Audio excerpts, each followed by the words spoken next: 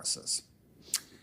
So the TSX hit a record high. It looked pretty broad at one stage today. Every single group in Toronto was ahead. Jay Powell of the Fed pretty well promising an interest rate cut next month as far as the market is concerned. We're joined by Allan Small, Senior Investment Advisor at IA Private Wealth. Great to see you, Allan, as ever.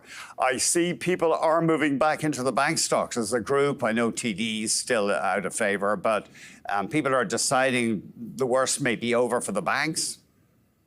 Yeah, it looks that way. You know, I think whenever you have rate cuts coming down the pipeline, and let's not forget, the Bank of Canada looks to cut rates once again, beginning of September, coupled with the Federal Reserve looking to cut rates later in the month.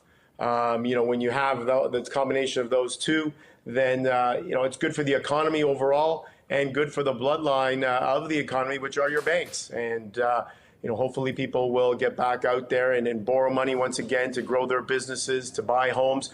Obviously, you're going to need to see, I think, a few more rate cuts before we get too excited about I guess, a hotter housing market. Perhaps by the springtime, we may see a pretty hot housing market once again, especially if the Bank of Canada were to cut another few times early next year. So overall, I think the market is on good footing right now. It looks like we're going to cut rates both sides of the border, and the banks definitely should benefit. What about TD? Do you think investors are going to move back into that stock anytime soon?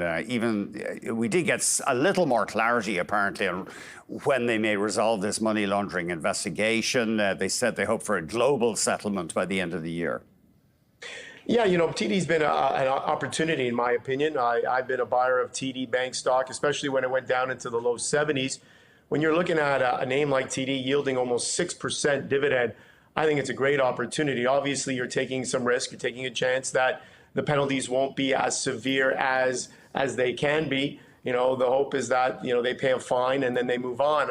They set aside, I guess, a bunch of money this past quarter. They announced it on their earnings. I think it was $2.6 billion and around there for bad debts or for some of the penalties that they, I guess, anticipate facing out of the U.S. But overall, I think a name like TD is a name that you can get behind. And this, again, especially for those that are looking at it on a longer term basis, I think their dividend is secure. Their dividend only goes higher over time.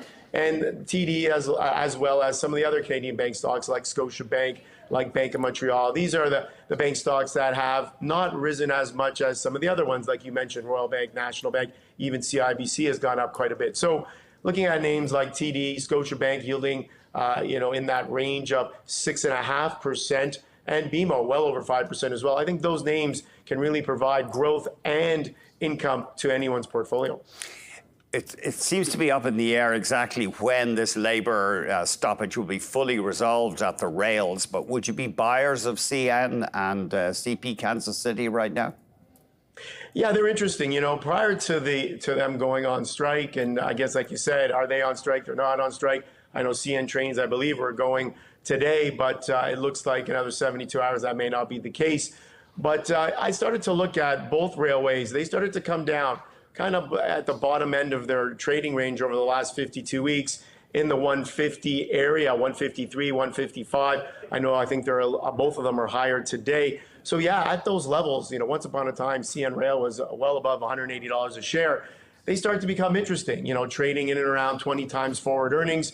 I think these are a name like CN Rail, for example, one that I've been looking at, a name you can start looking at, perhaps nibbling at should it continue to fall. Obviously, the longer the strike goes on for, the worse it is, and perhaps an opportunity to buy even at lower prices. So if anyone's looking to perhaps take an initial position, maybe you take a small position now, wait and see what happens, and then maybe buy a little more later. What do you think? What will you be looking out for next week, Allan? We do get those Nvidia earnings, of course. The things could turn rocky if Nvidia issues some kind of a warning, presumably. But what other things are you looking out for next week? Well, yeah, absolutely. Nvidia is the big one, and some were actually saying that Nvidia is probably on par with Jerome Powell's speech this morning. I'm not sure, but I know Nvidia is a big one, right? Largest chip maker in the world. They power artificial intelligence. Many people are expecting some really good results. I'm not sure if they could keep up with the expectation. The bar is extremely, extremely high.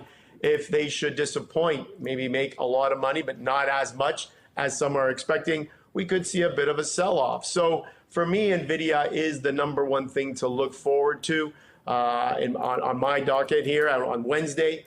And I guess overall, I think as we head into September, what I envision is actually a softening of the market.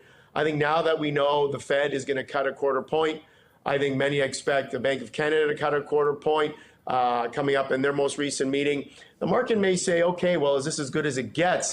And we may have that phenomenon, sell, buy the rumor, sell the news type of phenomenon, which we tend to see. So I'm looking for perhaps a bit of a pullback, maybe some soft markets in September. If we don't get it, great. But if we do, I think it's a buying opportunity. I think it's a buy opportunity for the last quarter of the year, heading into the usual bullish time of the year, which is your I guess, beginning of November and December. So to me, I think any pullback in September is a buying opportunity. But I would look for some softness, and perhaps around the time when the central banks start to cut rates, market may look at that as, is this as good as it gets, and maybe take some profit off the table.